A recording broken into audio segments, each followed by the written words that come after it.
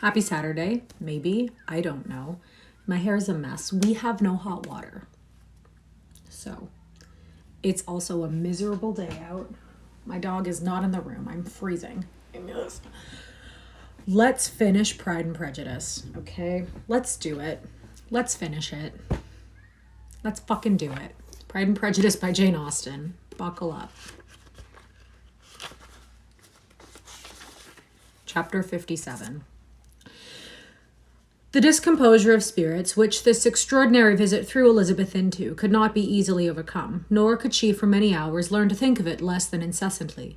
Lady Catherine, it appeared, had actually taken the trouble of this journey from Rosings for the sole purpose of breaking up her supposed engagement with Mr. Darcy.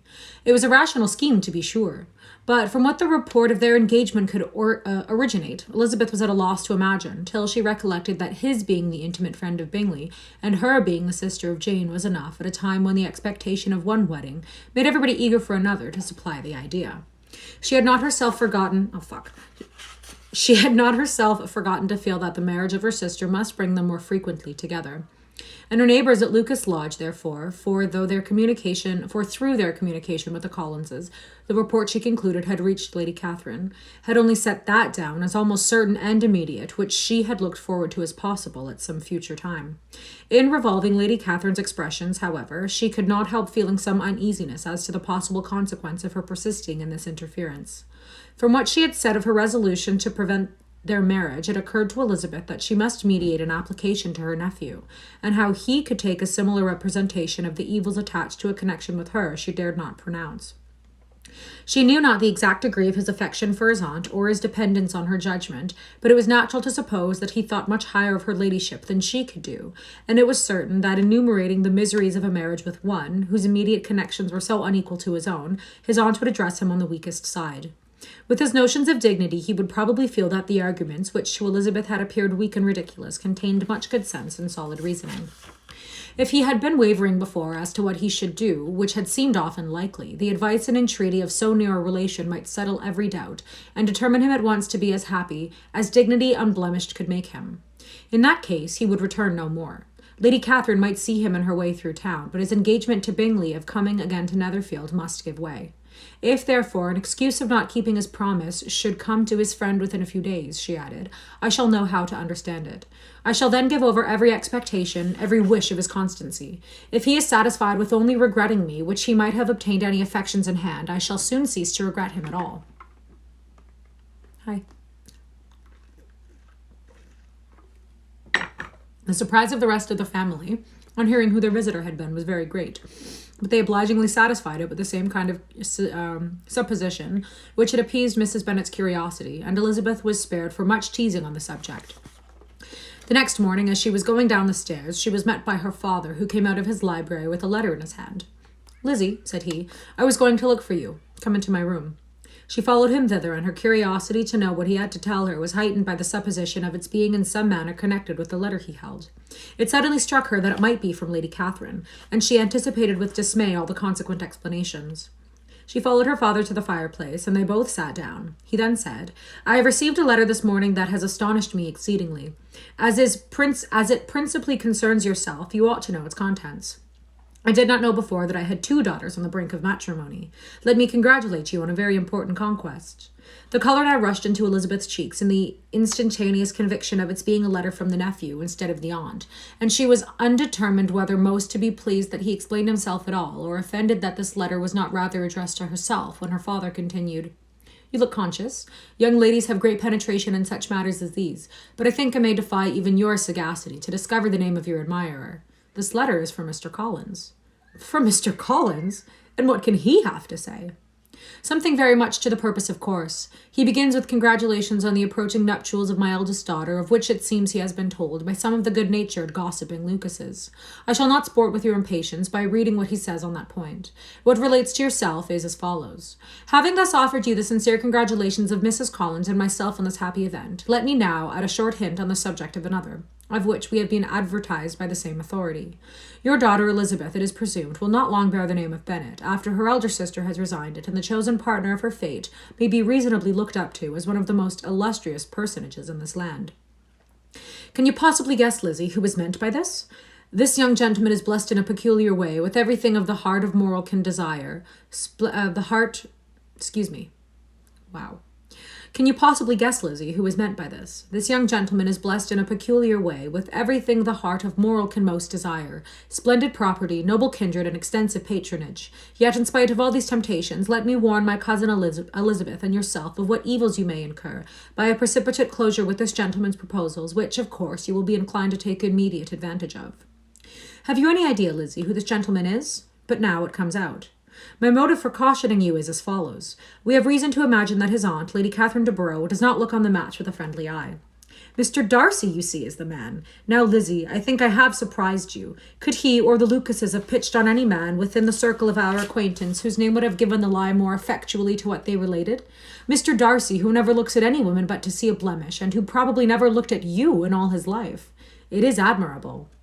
Elizabeth tried to join in her father's pleasantry, but could only force one most reluctant smile. Never had his wit been directed in a manner so little agreeable to her. Are you not diverted? Oh, yes, pray, read on.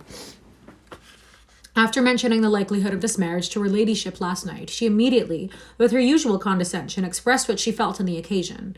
When it became apparent that on the score of some family objections on the part of my cousin, she would never give her consent to what she termed so disgraceful a match, I thought it my duty to give the speediest intelligence of this to my cousin, that she and her noble admirer may be aware of what they are about, and not run hastily into a marriage which has not been properly sanctioned. Mr. Collins moreover adds, I am truly rejoiced that my cousin Lydia's sad business has been so well hushed up, and am only concerned that their living together before the marriage took place should be so generally known. I must not, however, neglect the duties of my station, or refrain from declaring my amazement at hearing that you received the young couple into your house as soon as they were married. It was an encouragement to vice, and had I been the rector of Longbourn, I should very strenuously have opposed it. You ought certainly to forgive them as Christians, but never to admit that in your sight, or allow their names to be mentioned in your hearing. That is his notion of Christian forgiveness. The rest of his letter is only about his dear Charlotte's situation and his expectation of a young olive branch. But, Lizzie, you look as if you did not enjoy it. You're not going to be missish, I hope, and pretend to be affronted at an idle report. For what do we live but to make sport of our neighbours and laugh at them in our turn? Oh, cried Elizabeth, I am excessively diverted. But it is so strange. Yes, that is what makes it amusing. Had they fixed on any other man, it would have been nothing. But his perfect indifference and your pointed dislike make it so delightfully absurd. Much as I abominate writing, I could not give up Mr. Collins's correspondence for any consideration. Nay, when I read a letter of his, I cannot help giving him the preference even over Wickham, much as I value the impudence and hypocrisy of my son-in-law. And pray, Lizzie, what said Lady Catherine about this report? Did she call to refuse her consent? To this question his daughter replied only with a laugh, and as it had been asked without the least suspicion, she was not distressed by his repeating it. Elizabeth had never been more at a loss to make her feelings appear what they were not. It was necessary to laugh when she would rather have cried. Her father had most cruelly mortified her by what he said of Mr. Darcy's indifference, and she could do nothing but wonder at such a want of penetration, of fear that perhaps, instead of his seeing too little, she might have fancied him too much. Yeah? My grades are uneven. It's super frustrating. Oh well, who cares? Chapter 58. Instead of receiving any such letter of excuse from his hand, as Elizabeth half expected Mr. Bingley to do, he was able to bring Darcy with him to Longbourn before many days had passed after Lady Catherine's visit. The gentleman arrived early, and before Mrs. Bennet had time to tell him of their having seen his aunt, of which her daughter sat in momentary dread, Bingley, who wanted to be alone with Jane, proposed their all walking out. It was agreed to. Mrs. Bennet was not in the habit of walking. Mary could never spare time, but the remaining five set off together. Excuse me. Wow. I'm struggling today, but we are going to finish this book. Come hell or high water. Bingley and Jane, however, soon allowed the others to outstrip them. They lagged behind, while Elizabeth, Kitty, and Darcy were to entertain each other. Very little was said by either. Kitty was much too afraid of him to talk. Elizabeth was secretly forming a desperate resolution, and perhaps he might be doing the same. They walked towards the Lucases because Kitty wished to call upon Maria, and as Elizabeth saw no occasion for making it a general concern when Kitty left them, she went boldly on with him alone. Now was the moment for her resolution to be executed, and while her courage was high, she immediately said, Mr. Darcy, I am a very selfish creature, and, for the sake of giving relief to my own feelings, care not how much I may be wounding yours. I can no longer help thanking you for your unexampled kindness to my poor sister. Ever since I have known it, I have been the most anxious to acknowledge to you how grateful I fully feel it. Were it known to the rest of my family, I should not have merely my own gratitude to express. I am sorry, exceedingly sorry, replied Darcy in a tone of surprise and emotion, that you have ever been informed of what may, in a mistaken light, have given you uneasiness. I did not think Mrs. Gardiner was so little to be trusted. You must not blame my aunt. Lydia's thoughtlessness first betrayed to me that you had been concerned in the matter, and, of course, I could not rest till I knew the particulars. Let me thank you again and again, in the name of all my family, for that generous compassion which induced you to take so much trouble and bear so many mortifications for the sake of discovering them. If you will thank me, he replied, let it be for yourself alone. That the wish of giving happiness to you might add force to the other inducements which led me on, I shall not attempt to deny. But your family owe me nothing. Much as I respect them, I believe, I thought only of you. Elizabeth was too embarrassed to say a word. After a short pause, her companion added, You are too generous to trifle with me. If your feelings are still what they were last April, tell me so at once. My affections and wishes are unchanged, but one word from you will silence me on this subject forever. Elizabeth, feeling all the more than common awkwardness and anxiety of a situation, now forced herself to speak, and immediately, though not very fluently, gave him to understand that her sentiments had undergone so material a change since the period to which he alluded, as to make her receive with gratitude and pleasure his present assurances. The happiness which this reply produced was such as he had probably never felt before, and he expressed himself on the occasion as sensibly and as warmly as a man violently in love can be supposed to do. Had Elizabeth been able to encounter his eyes, she might have seen how well the expression of heartfelt delight diffused over his face became him. But, though she could not look, she could listen, and he told her of feelings which, in proving of what importance she was to him, made his affection every moment more valuable. That's sweet. They walked on without knowing in what direction. There was too much to be thought and felt and said for attention to any other subjects. She soon learned that they were indebted for their present good understanding to the efforts of his aunt, who did call on him in her return through London, and there relate her journey to Longbourn, its motive, and the substance of her conversation with Elizabeth, dwelling emphatically on every expression of the latter, which, in her ladyship's apprehension, peculiarly denoted her perverseness and assurance in the belief that such a relation must assist her endeavours to obtain that promise of her nephew, which she had refused to give. But unluckily for her ladyship, its effect had been exactly contrariwise. It taught me to hope, said he, as I had scarcely ever allowed myself to hope before. I knew enough of your disposition to be certain that, had you been absolutely, irrevocably decided against me, you would have acknowledged it to Lady Catherine, frankly and openly.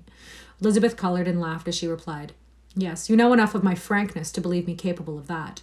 After abusing you so abominably to your face, I could have no scruple in abusing you to all your relations. What did you say of me that I did not deserve? For, though your accusations were ill-founded, formed on mistaken premises, my behaviour to you at the time had merited the severest reproof. It was unpardonable. I cannot think it without abhorrence. We will not quarrel for the greater share of blame annexed to that evening, said Elizabeth. The conduct of neither, if strictly examined, will be irreproachable, but since then we have both, I hope, improved in civility. I cannot be so easily reconciled to myself. The recollection of what I said then, of my conduct, my manners, my expressions during the whole of it, is now, and has been many months, inexpressibly painful to me. Your reproof, so well applied, I shall never forget. Had you behaved in a more gentlemanlike manner, those were your words. You know not, you can scarcely conceive how they have tortured me, though it was some time, I confess, before I was reasonable enough to allow their justice. I was certainly very far from expecting them to make so strong an impression. I had not the smallest idea of their being ever felt in such a way. I can easily believe it. You thought me then devoid of every proper feeling. I am sure you did. The turn of your countenance I shall never forget, as you said that I could not have addressed you in any possible way that would induce you to accept me.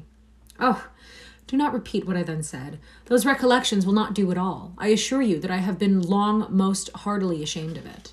Darcy mentioned his letter. Did it, said he, did it soon make you think better of me? Did you, on reading it, give any credit to its contents?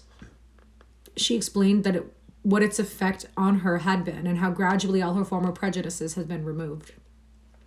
I knew, said he, that what I wrote must give you pain, but it was necessary. I hope you have destroyed the letter. There is one part especially, the opening of it, which I should dread your having the power of reading again. I can remember some expressions which might justly make you hate me. The letter shall very certainly be burned, if you believe it essential to the preservation of my regard. But though we have both reason to think my opinions not entirely unalterable, they are not, I hope, quite so easily changed as that implies. When I wrote that letter, replied Darcy, I believed myself perfectly calm and cool, but I am since convinced that it was written in a dreadful bitterness of spirit. The letter, perhaps, began in bitterness, but it did not end so. The adieu is charity itself. But think no more of the letter. The feelings of the person who wrote and the person who received it are now so widely different from what they were then, that every unpleasant circumstance attending it ought to be forgotten. You must learn some of my philosophy. Think only of the past as its remembrance gives you pleasure. I cannot give you credit for any philosophy of the kind. Your retrospections must be so totally void of reproach that the contentment arising from them is not of philosophy, but what is much better, of ignorance. But with me, it is not so. Painful recollections will intrude, which cannot, which ought not to be repelled. I have been a selfish being all my life in practice, though not in principle. As a child, I was taught what is right, but I was not taught to correct my temper. I was given good principles, but left to follow them in pride and conceit.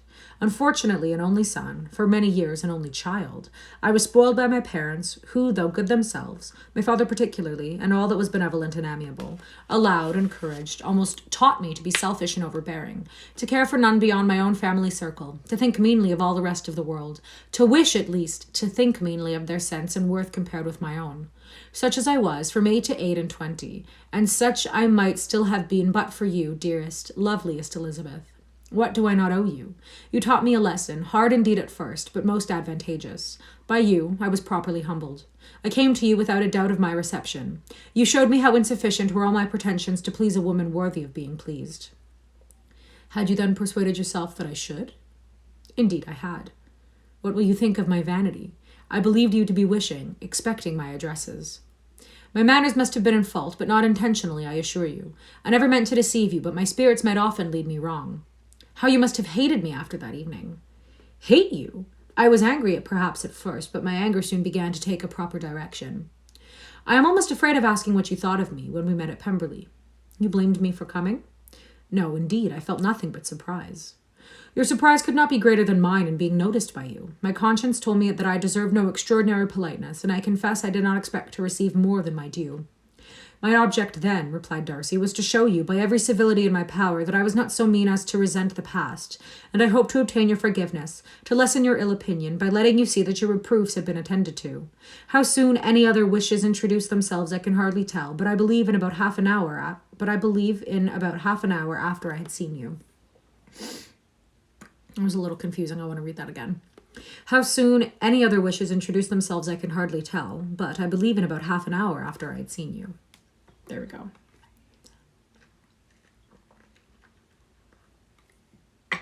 I'm hungry. That's my breakfast.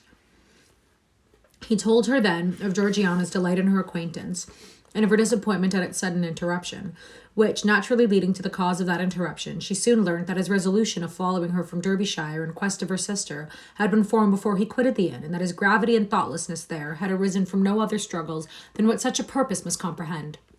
She expressed her gratitude again, but it was too painful a subject to each to be dwelt on further. After walking several miles in a leisurely manner, and too busy to know anything of it, they at last found, on examining their watches, that it was time to be home. What could become of Mr. Bingley and Jane was a wonder which introduced the discussion of their affairs. Darcy was delighted with their engagement. His friend had given him the earliest information of it. I must ask whether you were surprised, said Elizabeth. Not at all. When I went away, I felt that it would soon happen. That is to say, you had given your permission. I guessed as much. And though he exclaimed at the term, she found that it had been pretty much the case. On the evening before my going to London, said he, I made a confession to him, which I believe I ought to have made long ago. I told him of all that had occurred to make my former interference in his affairs absurd and impertinent. His surprise was great. He had never the slightest suspicion. I told him, moreover, that I believed myself mistaken in supposing, as I had done, that your sister was indifferent to him. And as I could easily perceive that his attachment to her was unabated, I felt no doubt of their happiness together. Elizabeth could not help smiling at his easy manner of directing his friend. Did you speak from your own observation, said she, when you told him that my sister loved him, or merely from my information last spring? From the former. I had narrowly observed her during the 2 visits which I had lately made here, and I was convinced of her affection. And your assurance of it, I suppose, carried immediate conviction to him. It did. Bingley is most unaffectedly modest. His diffidence had prevented his his diffidence had prevented his depending on his own judgment in so anxious a case, but his reliance on mine made everything easy. I was obliged to confess one thing, which, for a time, and not unjustly, offended him. I could not allow myself to conceal that your sister had been in town 3 months last winter, and that I had known it and purposely kept it from him. He was angry. But his anger, I am persuaded, lasted no longer than he remained in any doubt of your sister's sentiments. He has heartily forgiven me now. Elizabeth longed to observe that Mr. Bingley had been a most delightful friend, so easily guided that his worth was invaluable, but she checked herself. She remembered that he had yet to learn to be laughed at, and it was rather too early to begin. In anticipating the happiness of Bingley, which of course was to be inferior only to his own, he continued the conversation till they reached the house. In the hall they parted. Chapter 59. "My dear Lizzie, where can you have been walking to?" was a question which Elizabeth received from Jane as soon as she entered the room, and from all the others when they sat down to the table. She had only to say in reply that they had wandered about till she was beyond her own knowledge. She coloured as she spoke, but neither that nor anything else awakened a suspicion of the truth. The evening passed quietly, unmarked by anything extraordinary. The acknowledged lovers talked and laughed, the unacknowledged were silent. Darcy was not of a disposition in which happiness overflows in mirth, and Elizabeth, agitated and confused, rather knew that she was happy than felt herself to be so, for, besides the immediate embarrassment, there were other evils before her. She anticipated what would be felt in the family when her situation became known. She was aware that no one liked him but Jane, and even feared that with the others it was a dislike which not all his fortune and consequence might do away. At night she opened her heart to Jane. Though suspicion was very far from Miss Bennet's general habits, she was absolutely incredulous here.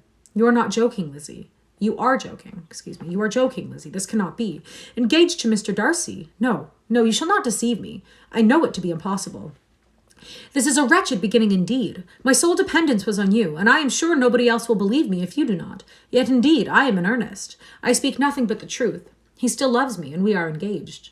Jane looked at her doubtingly. "Oh, Lizzie, it cannot be. I know how much you dislike him." "You know nothing of the matter. That is all to be forgot. Perhaps I did not always love him so well as I do now, but in such cases as these, a good memory is unpardonable. This is the last time I shall ever remember it myself." Miss Bennet still looked all amazement. Elizabeth again and more seriously assured her of its truth. "Good heaven! Can it really be so? Yet now I must believe you," cried Jane. "My dear, dear Lizzie, I do congratulate you, but are you certain? Forgive the question. Are you quite certain that you can be happy with him?" "There can be no doubt of that. It is settled between us already that we are to be the happiest couple in the world. But are you pleased, Jane? Should you like to have a brother?" "Very, very much. Nothing could give either Bingley or myself more delight. But we considered it. We talked of it as impossible. And do you really love him quite well enough? Oh, Lizzie, do anything rather than marry without affection. Are you quite sure that you feel what you ought to do?" "Oh, yes. You only think I feel more than I ought to do when I tell you all." "Oh, yes. I'm going to repeat that sentence. Sorry. My brain is all over the place. It hasn't been a very stellar ending to this book. Oh, yes. You will only think I feel more than I ought to do when I tell you all." "What do you mean?" "Why, I must confess that I love him better than I do Bingley. I am afraid you will be angry." "My dearest sister, now do be serious. I want to talk very seriously. Let me know everything that I am to know without delay. Will you tell me how long you have loved him?" "It has been coming on so gradually that I hardly know when it began, but I believe I must date it from my first seeing his beautiful grounds at Pemberley." Another entreaty that she would be serious, however, produced the desired effect, and she soon satisfied Jane by her solemn assurances of attachment. When convinced on that article, Miss Bennet had nothing further to wish. "Now I am quite happy," said she, "for you will be as happy as myself. I always had a value for him. Were it for nothing but his love of you, I must always have esteemed him. But now, as Bingley's friend and your husband, there can be only Bingley and yourself more dear to me. But, Lizzie, you have been very sly, very reserved with me. How little did you tell me of what passed at Pemberley and Lambton? I owe all that I know of it to another, not to you." Elizabeth told her the motives of her secrecy. She had been unwilling to mention Bingley, and the unsettled state of her own feelings had made her equally avoid the name of his friend. But now she would no longer conceal from her his share in Lydia's marriage. All was acknowledged, and half the night spent in conversation. "Good gracious!" cried Miss Bennet as she stood at the window the next morning. "If that disagreeable Mr. Darcy is not coming here again with our dear Bingley, what can he mean by being so tiresome as to be always coming here? I had no notion but he would go a-shooting or something or other, and not disturb us with his company. What shall we do with him? Lizzie, you must walk out with him again, that he may not be in Bingley's way. Elizabeth could hardly help laughing at so convenient a proposal, yet was really vexed that her mother should be always giving him such an epithet. As soon as they entered, Bingley looked at her so expressively and shook hands with such warmth as left no doubt of his good information, and he soon afterwards said aloud, "Mr. Bennet, have you no more lanes hereabouts in which Lizzie may lose her way again today?" "I advise Mr. Darcy and Lizzie and Kitty," said Mrs. Bennet, "to walk to Oakham Mount this morning. It is a nice long walk, and Mr. Darcy has never seen the view." "It may do very well for the others," replied Mr. Bingley, "but I am sure it will be too much for Kitty. Won't it, Kitty?" Kitty owned that she would rather stay at home. Darcy professed a great curiosity to see the view from the Mount, and Elizabeth silently consented.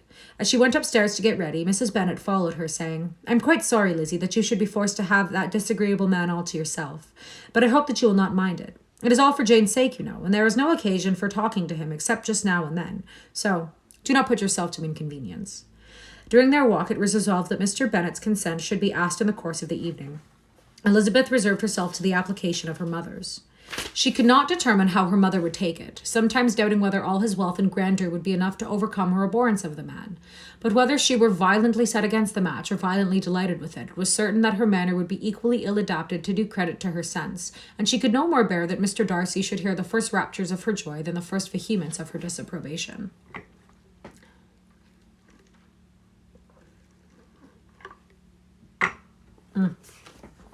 We're almost there, folks.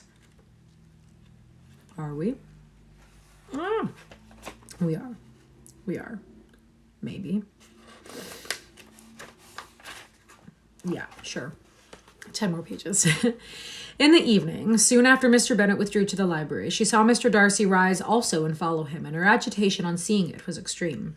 She did not fear her father's opposition, but he was going to be made unhappy, that it should be through her means, that she, his favourite child, should be distressing him by her choice, should be filling him with tears and regrets and disposing of her, was a wretched reflection, and she sat in misery till Mr. Darcy appeared again, when, looking at him, she was a little relieved by a smile.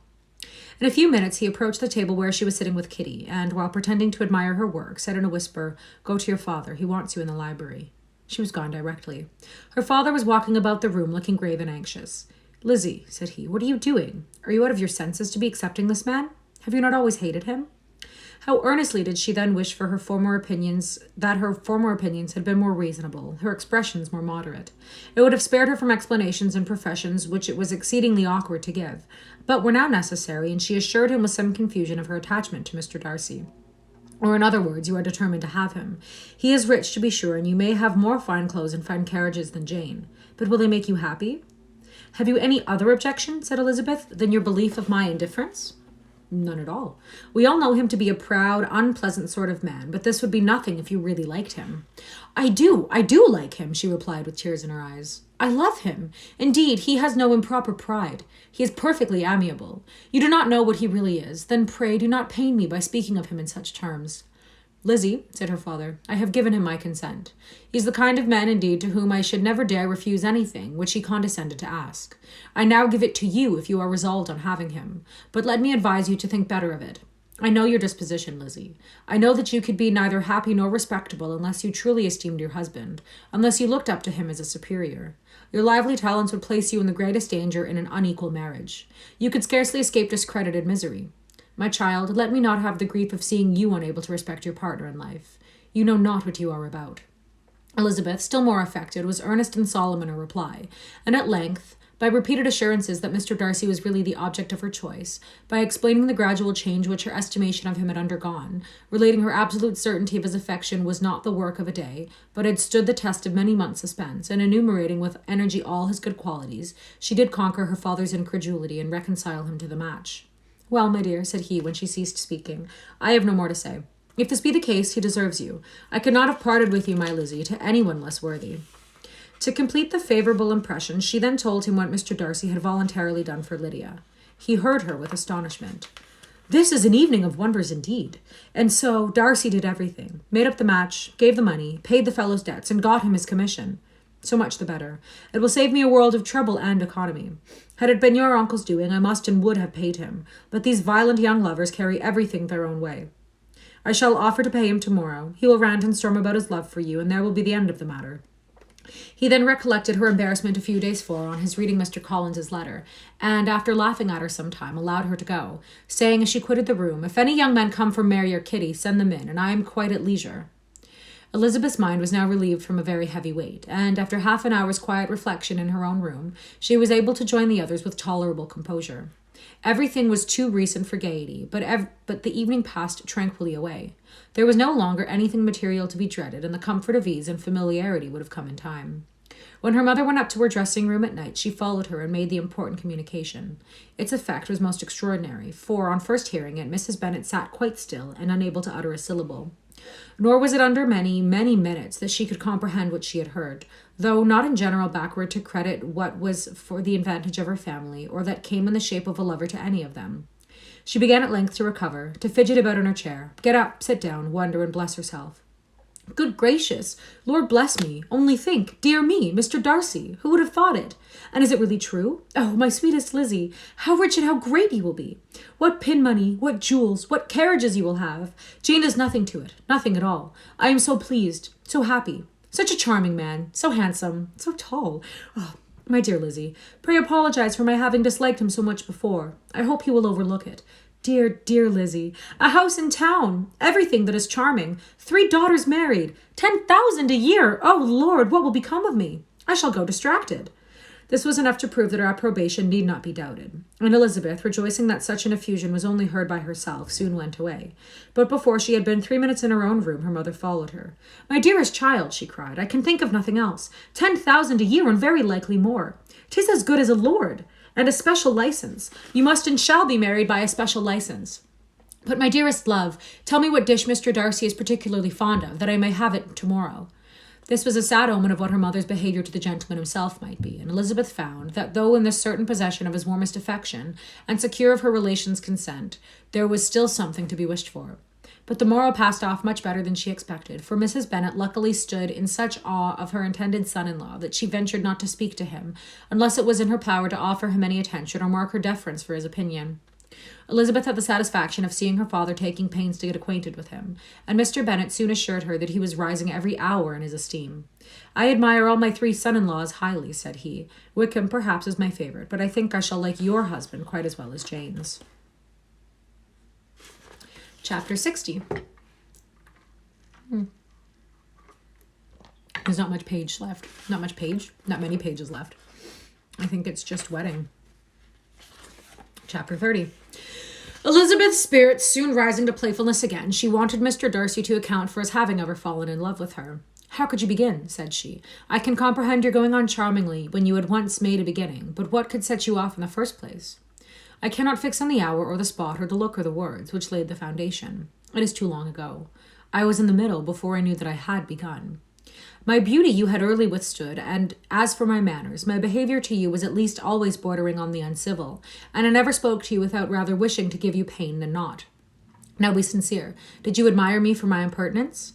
"For the liveliness of your mind, I did." "You may as well call it impertinence at once. It was very little less. The fact is that you were sick of civility or of deference, of officious attention. You were disgusted with the women who were always speaking and looking and thinking for your approbation alone.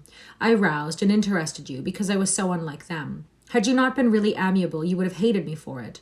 But in spite of the pains you took to disguise yourself, your feelings were always noble and just, and in your heart you thoroughly despised the persons who so assiduously courted you.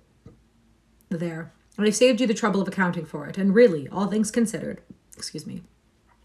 I begin to think it perfectly reasonable. To be sure, you knew no actual good of me, but nobody thinks of that when they fall in love. Was there no good in your affectionate behaviour to Jane while she was ill at Netherfield? Dearest Jane, who could have done less for her?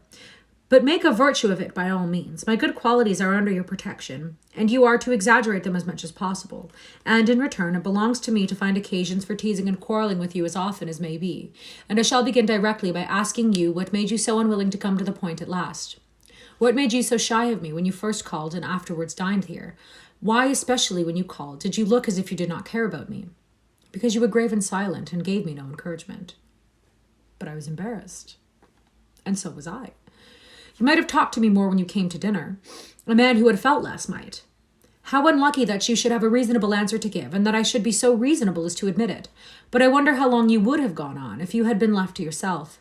I wonder when you would have spoken if I had not asked you. My resolution of thanking you for your kindness to Lydia had certainly great effect.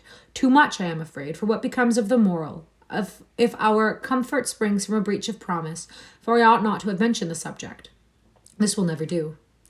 You need not distress yourself. The moral will be perfectly fair. Lady Catherine's unjustifiable endeavours to separate us were the means of removing all my doubts. I am not indebted to my present happiness. Sorry. I am not indebted for my present happiness to your eager desire of expressing your gratitude. I was not in a humour to wait for any opening of yours. My aunt's intelligence had given me hope, and I was determined at once to know everything. Lady Catherine had been of infinite use, which ought to make her happy, for she loves to be of use. But tell me, what did you come down to Netherland for? Was it merely to ride to Longbourn and be embarrassed, or had you intended any more serious consequence? My real purpose was to see you, and to judge, if I could, whether I might ever hope to make you love me. My avowed one, or what I avowed to myself, was to see whether your sister were still partial to Bingley, and if she were, to make the confession to him which I have since made. Shall you ever have the courage to announce to Lady Catherine what is to befall her? I am more likely to want time than courage, Elizabeth, but it ought to be done, and if you will give me a sheet of paper, it shall be done directly. And if I had not a letter to write myself, I might sit by you and admire the evenness of your writing, as another young lady once did. But I have an aunt, too, who must not be longer neglected. From an unwillingness to confess how much her intimacy with Mr. Darcy had been overrated, Elizabeth had never yet answered Mrs. Gardiner's long letter, but now, having that to communicate which she knew would be most welcome, and was almost ashamed to find that her uncle and aunt had already lost 3 days of happiness, and immediately wrote as follows. I would have thanked you before, my dear aunt, as I ought to have done, for your long, kind, satisfactory detail of particulars, but to say the truth, I was too cross to write. You supposed more than really existed. But now suppose as much as you choose. Give a loose to your fancy. Indulge your imagination in every possible flight which the subject will afford, and unless you believe me actually married, you cannot greatly err. You must write again very soon, and praise him a great deal more than you did in your last. I thank you again and again for not going to the lakes. How could I be so silly as to wish it? Your idea of the peonies is delightful. Your idea of the ponies is delightful.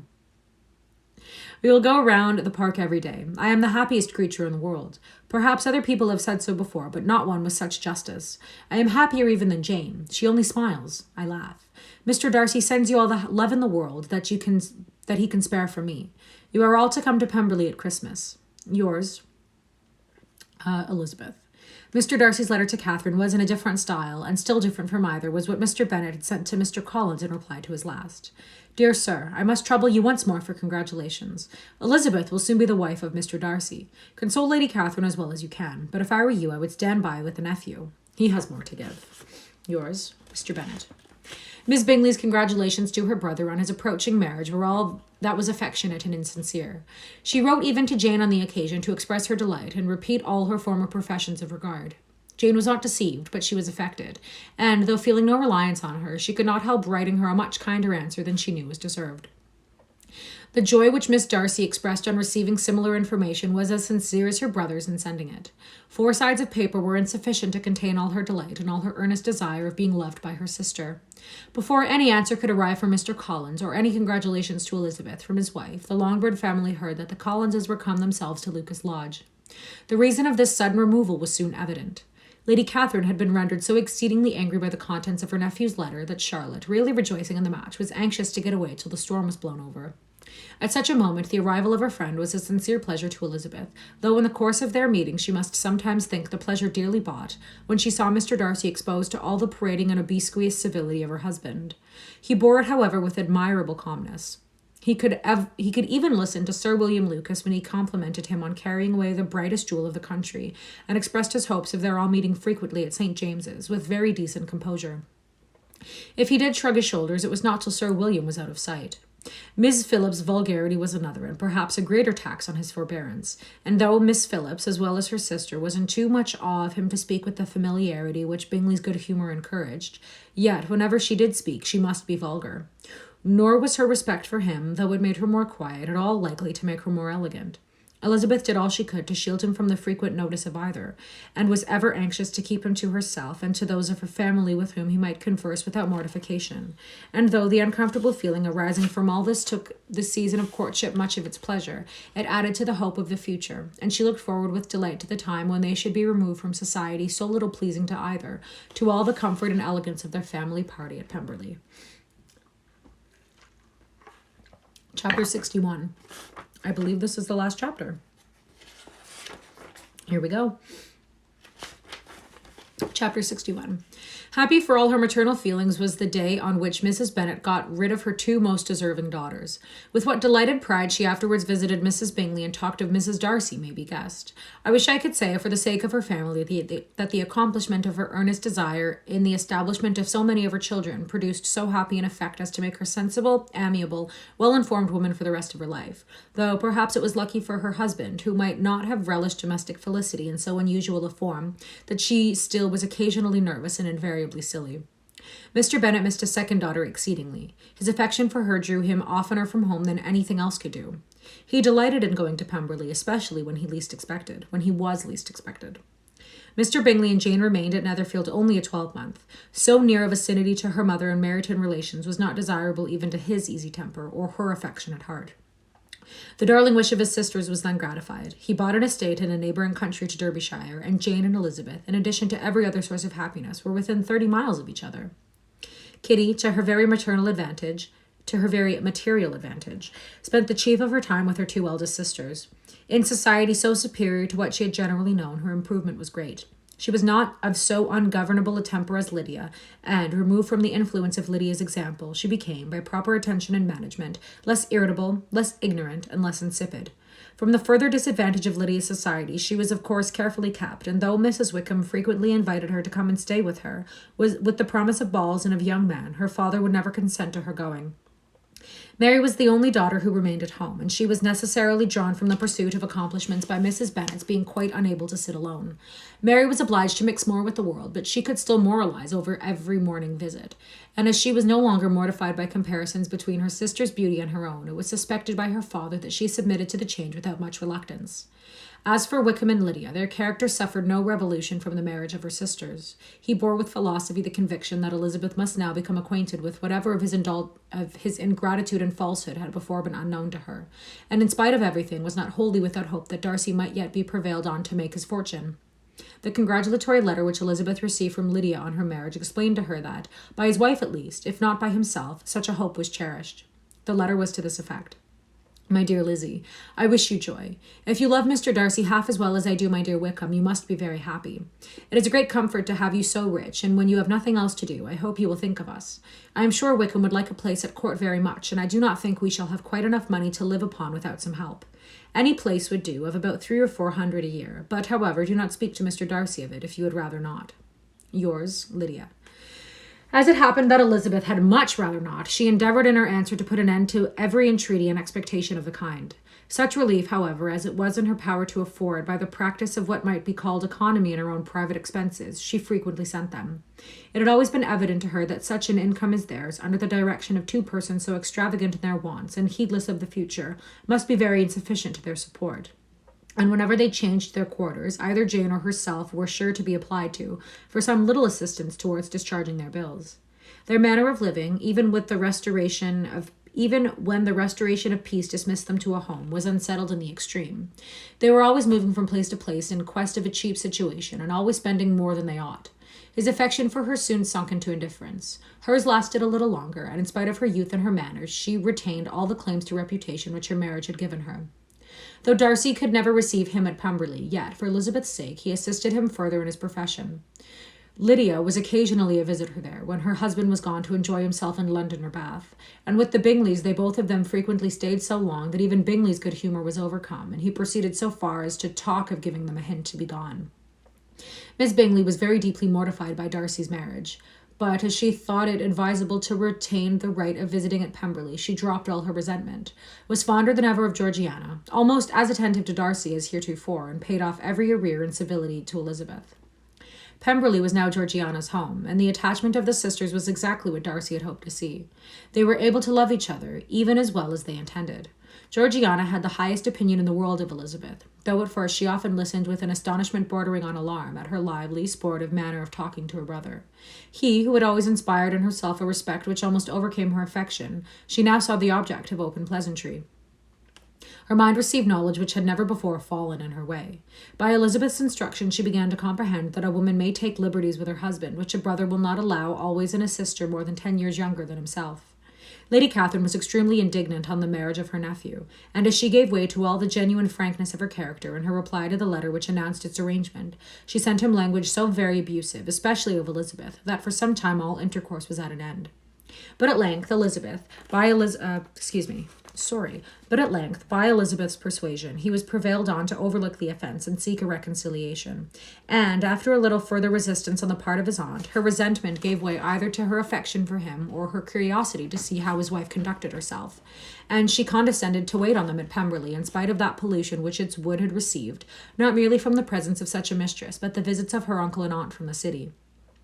With the Gardiners, they were always on the most intimate terms. Darcy, as well as Elizabeth, really loved them, and they were both ever sensible of the warmest gratitude towards the persons who, by bringing her into Derbyshire, had been the means of uniting them. That's it. We are done. This one was a struggle. This specific stream was a struggle. Sorry about it. Mixed a lot of words up. Sorry, not sorry.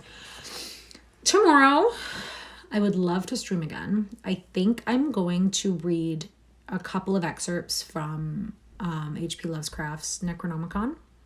And then Monday, God willing, that we have no interruptions for fucking hot water, that we have no interruptions, I would love to start. I'll do a couple of Grimm's short stories, the Brothers Grimm, because I mentioned it in my last video and someone commented that they voted for that. And that was the only feedback I received. So that's what we'll do. But yeah, tomorrow... Thank you, Lady Shortstack. Thank you for being here. I appreciate it. Thank you for the follow. Tomorrow I'll do some Necronomicon, and then the day after that we'll start a new book.